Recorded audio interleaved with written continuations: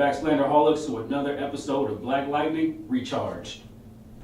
Today, we're going to talk about the youngest in the Pierce family, Ant Farm herself. You know that's Jennifer. Well, her mama named her Ant Farm. Yep, her mama called her Ant Farm, so we're gonna call her Ant Farm until she wears a super suit, and then I'll call her Lightning after that. Gabby, where's my super suit? But until then, Ant Farm it is. So, like I said, she is the youngest of the Pierce family. Teenager, about 16 years old, at Garfield High. All around student athlete, academic scholar, and apparently kick-ass. Just beating ass. Yeah, we want to call her a regular teenager, but we know she can do more. We've seen her do more. So we're going to get into some of those favorite moments that we've seen of Ant Farm, aka Jennifer, on Black Lightning. But first, we got to talk about how she stacks up in comparison from the TV show to the comics. Powers, personality. Let's talk about it. Let's get into it. All right. So first off, little known fact. Jennifer's first appearance wasn't actually in the mainline continuity. Okay. Yeah, I know. And she might even predate Anissa. Whoa. Whoa. So, You're blowing my mind here. so, if you've ever heard of a little indie comic called Kingdom Come back in the day, If you've never heard of Kingdom Come, you need to step your weight up because it was amazing. Exactly, and then excuse yourself from the room. yeah. Hey, side note, DC, y'all doing all these animated features, where's it at? Where's the Kingdom Come animated feature? Exactly. But I digress. Jennifer appears in that book first, because the whole point of the book is in the future, crime has become ridiculous, and the old way of being a superhero isn't working, so Superman quit. So all the younger heroes come out. She's one of the young heroes that comes out, Okay. and she's Lightning in that universe as well. So what differentiates her between the show and the comic? So, getting away from Kingdom Come, in mainline continuity, they pretty much get it right. But the biggest difference is Jennifer is more of a preteen. We could say she's a child in the comics. But for the most part, they get it right. But the other main difference as well is she has more character in the show. Jennifer the kid, like all kids, her powers aren't completely controllable. Of course. They're very similar to the show, except for she can turn into actual lightning. Wow, that's crazy. Energy itself. Scientific marvel. Pretty much on the same line as a daddy. I even like that in the show, they give her lightning effects the same color that they do in the comics. Yeah. So, comic book accurate. Seems like the creator of the show actually want to care about the content matter and show it by showing that they, Yeah, their research. Exactly. Yeah, okay. So we got comic accuracy. We even have personality development because they had to age her up for the show. So I like her character even more now. That they basically had to kind of, not necessarily create her from scratch, but they basically had to develop her personality. So let's go around the campfire and give each other our favorite Jennifer moments. You mean Ant Farm? I call it what I call it. My mama named her Jen, I call her Jen. But you just what Shut up. Anyway, So- who wants to go first? I'll go first. We'll send it back around this way. Just because I know this is probably in the order of appearance. The moment she stepped on the scene, as far as being in the club and being in Club 100, showing that she can handle herself.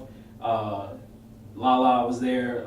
Will was there. And he was like, keep your girl in check. And she was like, I ain't nobody girl. And then he tried to roll up on her, and she put him in his place. I was like, wow, Like, you do not mess with her on some grown stuff.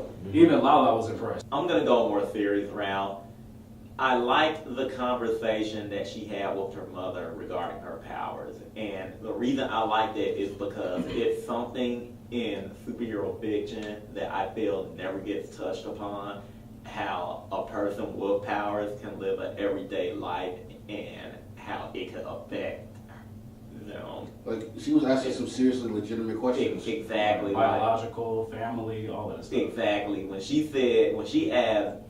was like, I don't even know if I can have kids because of these powers, that's when I was like, they never touch on that. That's when it hit me that it's something like they were the first to do that. Like, You always get these angsty superhero tales where the superhero doesn't want powers, and for some characters it makes sense, but for other characters it's like you are a god and you're talking about you don't want the powers. But in this instant, it makes complete sense. Mind you, everybody assumes that once they get powers, that everybody wants to be a god. Some people just want to live their normal life. Exactly. They just want to, go out with their friends. And that's one thing, like you said, one thing I love that they addressed about that. She was like, I don't want to go fight crime. Exactly. I just want to grow old and have a relationship with whoever I want to and live life.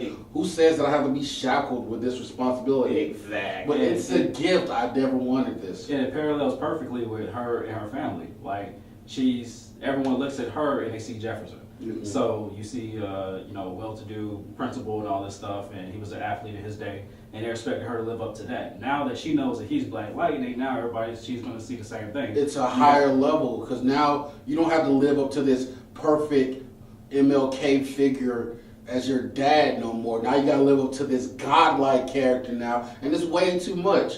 She's just a kid, and that's all she wants to be. Ironically, in the comics, the Outsiders comics, they did a thing where her and Anissa fought, and one of the exchanges was that Jefferson considers Jennifer his favorite child.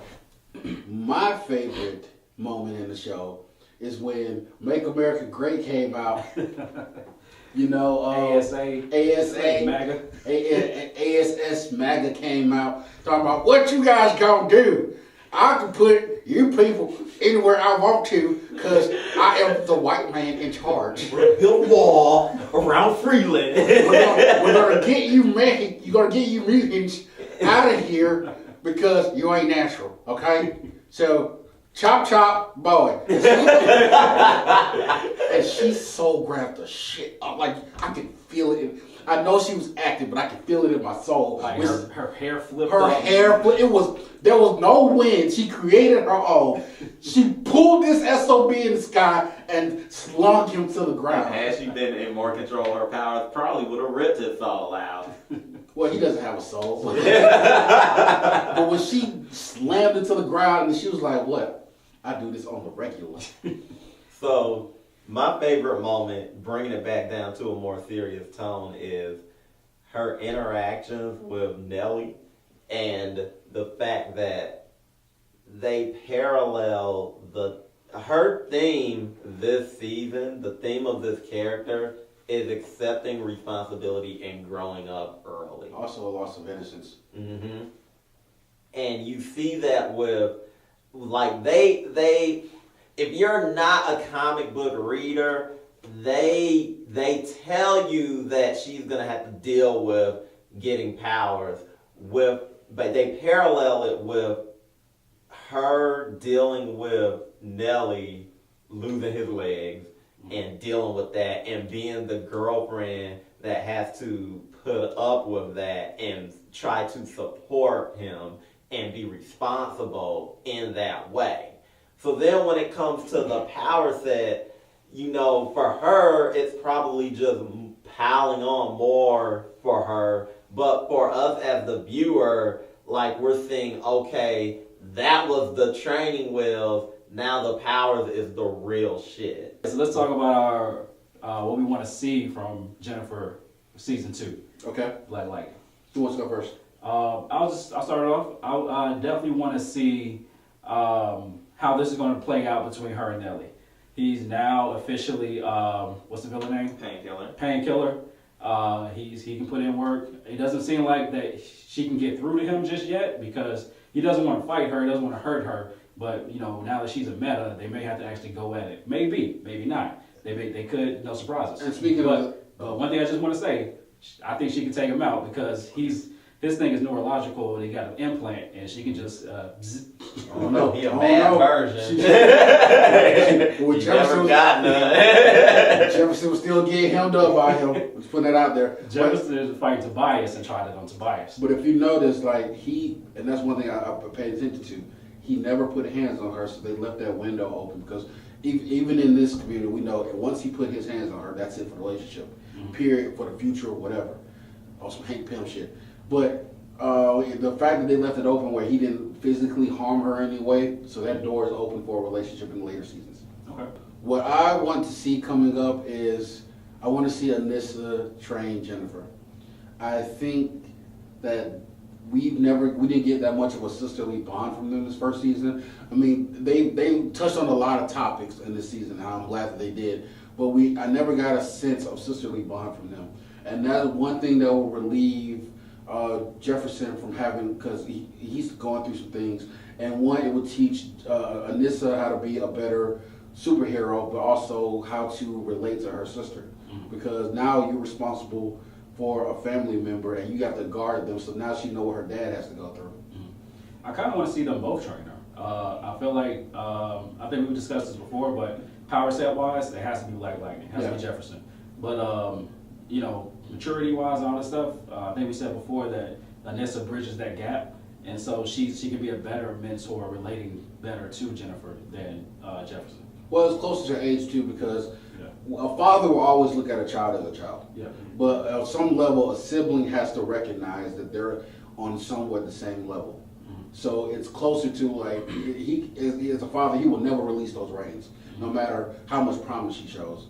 But at least Anissa can say, okay, now you're my equal. Right. I will. I want to see some interaction with her and Gamby. I feel like that was the one bridge that never got connected for me this season. We've seen Gamby interact with almost everyone in that family. Hell, On the whole show. Exactly. Jennifer was the only one that kind of got left out, which is understandable because for most of the show, she didn't even know anything about this superpower stuff. But I would like that interaction between them to kind of bridge the gap for this whole thing. You already know. When he makes that super suit, You already know he got a suit for her. It's up under the Apple Jacks. It's gathering dust. He's been waiting this whole time to release it. He knew everybody was going. He probably even got a super scientist coat for Lynn. you step into the lab, the rules will not touch you. Jefferson and Lynn gonna be like, hey, we just had a baby. I've been waiting for this. So, the thing I want to see from Jennifer in the future, so, you know, Painkiller and Jennifer, yeah, that's cute and everything. We don't know when that's ever going to be resolved. Who's to say that in season 2, Painkiller will be back? But in the meantime, in the comic books, Jennifer joined the team, the JSA. The JSA is like the older Justice League, but one of the things they do is they train younger heroes. So half the team was younger heroes. There was another younger hero on the team named Jakeem Thunder. Oh, okay. And him and Jennifer, they was, you know, they kind of had a thing going. We don't have to see Jakeem be Jakeem Thunder because his power explanation is out there, and just like with Grace, they're probably not going to explore that. But we could bring a young brother in there named Jakeem. He just transferred to Freeland. You know, we got that going for a season. Okay. I like this dynamic. I like It writes itself. It just turned into a CW show. Exactly. Yeah. You're welcome.